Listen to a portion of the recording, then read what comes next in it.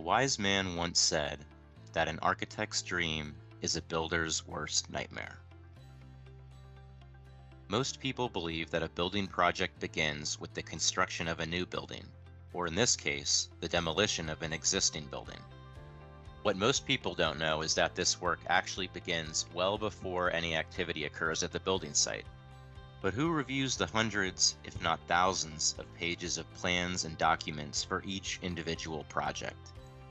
Who inspects the quality of materials? Who monitors the building and property conditions after the project is complete? You're about to meet some of the people that make the inspection services and zoning teams exceptional at what they do. John Rogers, electrical inspector and field supervisor. Rosa Ashur, I supervise the plan review team in the zoning division. My name is Mike Hamilton.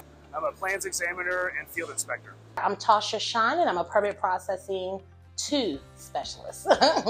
My name is Aaron Shura. I'm the senior zoning inspector for CPHD's zoning division. My name is Chuck Vernon. I am Arlington County building plans examiner. My name is Matthew Duckery. I'm a code enforcement inspector. My name is Imad Al-Maghrabi. I'm the field service section chief, and for this particular job I was a structure engineer. My name is Shahriar Amiri. I'm the chief building official for the county. Now that we've met some of the people involved in the Wilson School project, let's talk about that project and the overall building process. The original building was constructed back in 1910 and demolished in the first half of 2017. By constructing a larger building on the same site, Arlington would be able to expand and relocate 2 existing programs under one roof, the H.B. Woodlawn and the Eunice Kennedy Shriver programs. After county staff and commissions reviewed the proposal and the board approved the plans, it was time for the staff we just met to begin their work. Prior to permit application, ISD plan review staff meets with the project design team multiple times to work through any code compliance issues unique to the project. On large, complex developments, plan review staff can spend almost as much time resolving code design problems prior to the submittal of a permit application as they would reviewing the plans after submittal. For any building project, permit processing staff from both zoning and inspection services review applications and issue permits. For some permits, CPHD may work with other departments, such as DES or DHS. So as a permit processing specialist, we are the first contact for the public, contractors, developers, and either other departments in all building projects, where we're looking to make sure that they are submitting all the documents that are required. It is my job to make sure that I am giving out correct and accurate information and guidance into what needs to be processed, what permits come before others that they need to get, and referring them to state agencies or someone else who is more specialized, like a plan reviewer, teaching them code consultations so they can go over the code and make sure they are building to code. Communication is the largest and most important part of our job. Our job is to walk them through, make sure they understand everything clearly and concisely, and try to make sure that we make it as easy and efficient as possible. Next, inspection services and zoning plan review staff check permit applications, building plans, and other documents for compliance with various codes and ordinances. My team, as plan reviewer, we start working with the planning division when the application is actually submitted, and review the application for compliance with the zoning ordinance as far as setbacks, height, coverage, and parking requirement. And we make sure they ask for any modification they might need. The Wilson School project was very unique. Architect had some designs that had the field sort of flying up at an angle where seating was. It is an elevated surface. Of course, you have to be concerned with fall hazard around the whole playing field, kids up there playing ball, playing sports, what have you. And then on top of it, the parking garage underneath, the architect had the idea of it being an open parking garage where they would not have to provide mechanical ventilation, and to do that, there's a required number of openings that are required. And it was quite a process to gain compliance and maintain the look they were looking for. The Wilson School project had a very high performance envelope. They spent a lot of resources and time on that. So something that we wanted to check and make sure it was done correctly. When I started in this business in the 80s, things were very simple. For example, this was the residential code. Throughout the years, events happened, like Hurricane Andrew, the 911 happens, several disasters. And what we have ended up today is that same code became this big. And then they published 2 volumes to explain what's in this. This is a building code. This is a building science. Because in our business, which is building safety, part of what goes into the building code is human behavior, is psychology. How do humans behave during an emergency? In the following step, the Building and Trade Inspections team ensures that structures conform to issued permits, approved construction documents, and the building code. In FY22, 47,241 inspections were performed at a rate of 189 per working day. Approximately 70% of these inspections were passed. During any project, inspectors get involved early. We get involved obviously in the early meetings, but also once the concrete is up 3 or 4 floors, we get in and start working on the standpipe system for temporary fire protection during construction. Usually pre-construction meetings early. I usually come in at the beginning right before they pour footers and slab on the lowest level to check grounding for incoming service for the building, electrical service. Mechanical inspections typically start as concrete is getting finished and ductwork is starting to be installed. The Wilson School project presented inspectors with unique challenges similar to what plan reviewers faced. It's a multi-story, had terraced playgrounds and things on the backside and up in the air, so that was an access issue and fire protection issues. Has a big open cascading staircase down the center of the building. Full-size theater, which often presents issues. Smoke control and sprinkler systems are rather difficult, so it was a challenge. And when it gets down to the end, you think school's opening on Labor Day, but they want teachers in the first week of August. We're often in there still testing the fire alarm, and that's generally the biggest challenge for a school is meeting their schedule. Being a school, there's a lot of ventilation systems that are required for the safety and fresh air of the occupants of the building to ensure that air moves and the students and the staff are safe. This job, and I hear my team talking about it, it was really more complicated than what they described. Everybody from my team talked to each other. So the fire guys do the inspection, working with the electrical guys work with the building come in the end, make sure that the building is safe. There are millions of square feet of panels that goes in there. There are millions of linear foot of wiring, ductwork, plumbing pipes going in there.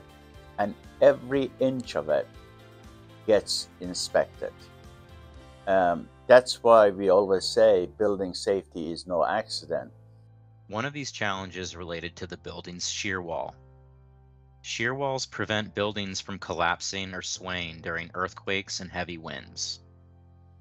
After multiple tests indicated that the quality of the concrete was very low, inspection services ordered the demolition and rebuild of the shear wall.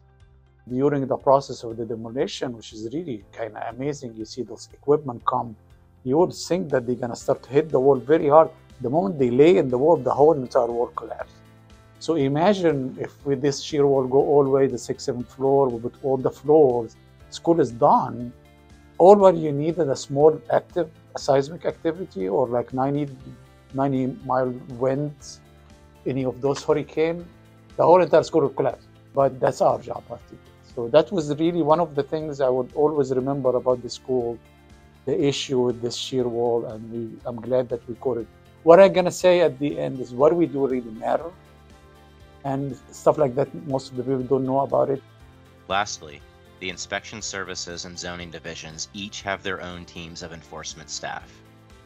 In inspection services, code enforcement staff enforce property maintenance standards to ensure safety and health. Zoning enforcement staff enforce regulations found in the zoning ordinance. Staff also ensures compliance with use permits and site plans and monitors the use and placement of signage throughout Arlington. Both teams investigate proactively and as the result of community complaints. Code enforcement inspectors are fluent in 6 different languages, enabling them to better connect with the community. In FY22, zoning enforcement inspectors performed 1,823 inspections. We can be involved from the very start of a project like this to the very end, because when a large building like this is built, there's conditions attached, construction worker parking, hauling routes. There's wall checks that come in play before a certain level of the building is built. Having regularly scheduled meetings with the contractor, with the property owner, were instrumental into getting this project up and running.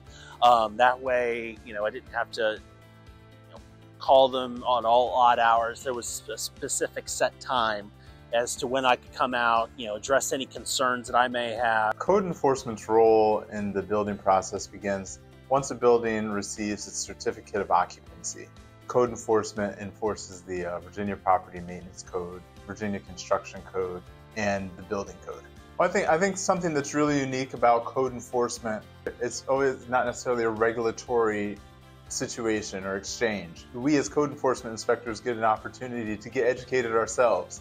When we step out to a property that we believe may be overgrown vegetation, we get a entire education on certain types of vegetation and what vegetation can do for the ecosystem through certain types of drainage and certain types of vegetation. It's a really fun exchange. Typically when the job starts to come to an end, Solving complicated problems, something that meets both the code and the field requirements. There is a group effort for the designer and the reviewer to gain code compliance and also the architectural look that the designer is looking for.